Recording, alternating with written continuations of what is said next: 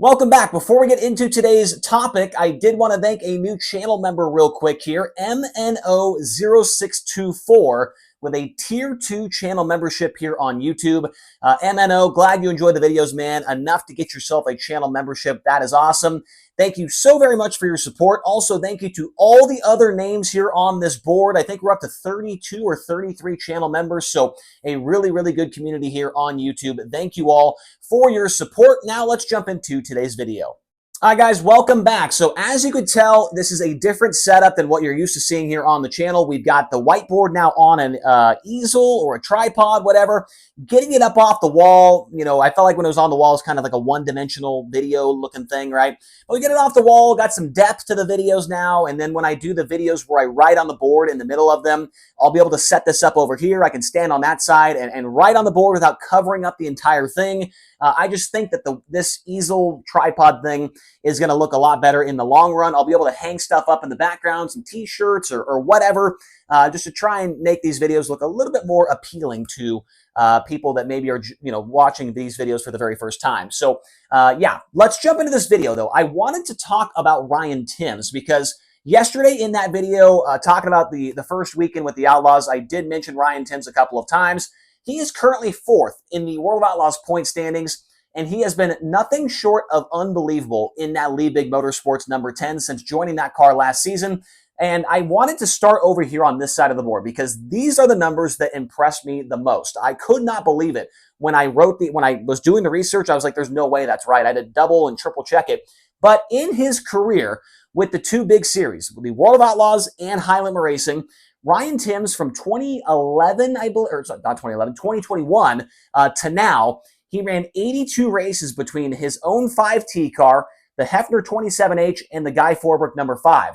In those 82 races between the two big series, he had 9 career top 10 finishes and 3 career top 5 finishes, including his first ever Outlaw show, which turned a lot of heads. He finished 2nd in his first ever Outlaw race, and then I don't know what happened. I think in 2023, he got in a big wreck at Lincoln Speedway in Pennsylvania. And then after that, he was kind of irrelevant. I mean, it seemed like he had maybe an injury or I don't know what happened there.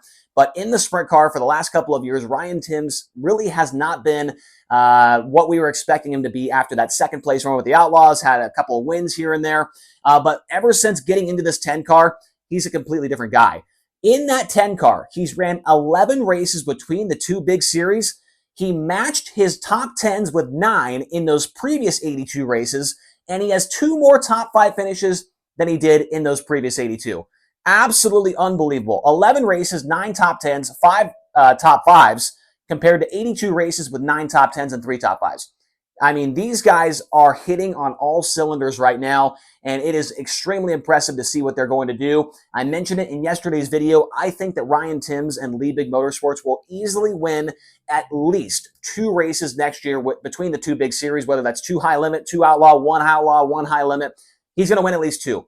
He's got a large schedule between those two series as well. He's running 27 high limit races next year and 28 World of Outlaws races.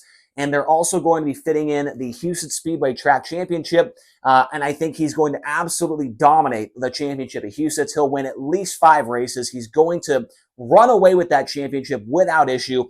One of his best tracks is Houston's. I mean, he's won a lot of races there. And with this car and how they've been running, I don't see who's going to put up a challenge to Ryan Timms at Houston Speedway next season, or the season coming up, whatever you want to say. Now, over here are the first 11 races, the ones we mentioned over here, that he's ran with Lee Big Motorsports.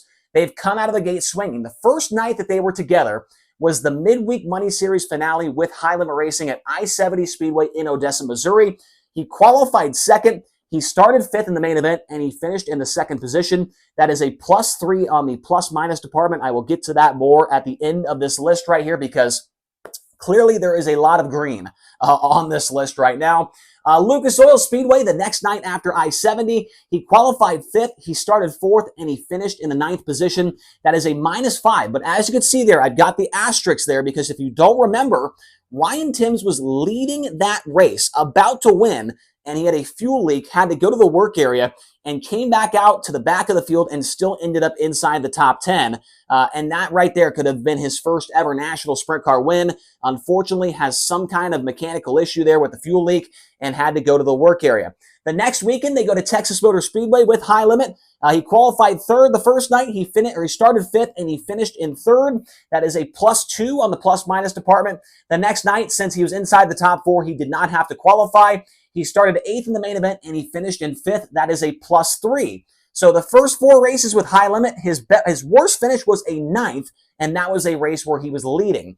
Then he goes with the Outlaws to Charlotte for the World Finals. The first night he qualified 4th. He started 4th in the main event. He finished in 7th, -3, but still a top 10 finish. Charlotte again, he qualified 14th. He started 16th. He finished 17th, -1. That's the worst finish on the board. Not sure if they just had an off night or whatever happened. Maybe the track sucked. I cannot remember.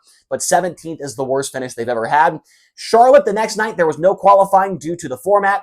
He started 9th in the main event, and he went +5 to finish in the 4th position. Then, this year, 2025, he goes to Volusia, the track that this car's never been to before. Ryan Timms, that is, in the 410, really had never had that much success at Volusia. He'd been there a lot in the 360 and had a win, but nonetheless, I don't think the expectations were too high. He did not qualify very well for most of the week. The first night, he qualified 22nd. He started 18th in the main event, and he finished in 12th. That is +6. Then the next night, he qualified 17th. He started 21st in the feature and came home in 10th. That is a +11. Then the next night, he qualified 6th. He started 7th, and he finished in 5th. Another +2 there. And the final night, he qualified 11th. He started 19th in the main event, and he finished in 6th, which is a +13. So in those 4 races right there at Volusia Speedway Park, Ryan Timms and Donnie Schatz are tied for the most cars passed this year with the Outlaws at +32. Now, if you add in the rest of these numbers, 32 plus 5, there's 37, then 40, 42, 45, you -5, that's 40, you -3 more, that's 37, and you -1 more, that's 36. So in those 11 races, he's got a +36 to his credit there. Only went backwards in 3 races, and one of them is when he was leading the race and had a mechanical problem. So, I mean, these guys, I think they're going to have a breakout year. Ryan Timms is set for that breakout year. He's going to win a national sprint car race if they can keep this speed up, which I don't see why they wouldn't. Next week, they're going to the POWRi race at Texas Motor Speedway. I don't see any reason why they will not win at least one of those nights, especially after he ran 3rd and 5th there with High Limit, his first ever time to the racetrack. So Ryan Timms going to win a ton of races. He's going to win that Houston Speedway Track Championship this year. Let me know your thoughts on this team and this driver, because they have been nothing short of absolutely fantastic in their 11 races they've been together for. So I want to hear all of your thoughts and more down in the comment section below. Please hit the subscribe button, hit the like button, and thank you all so very much for your support of the channel. Once again, let me know your thoughts on the new setup here, and we'll talk to you guys again here tomorrow on the Rodman Rundown.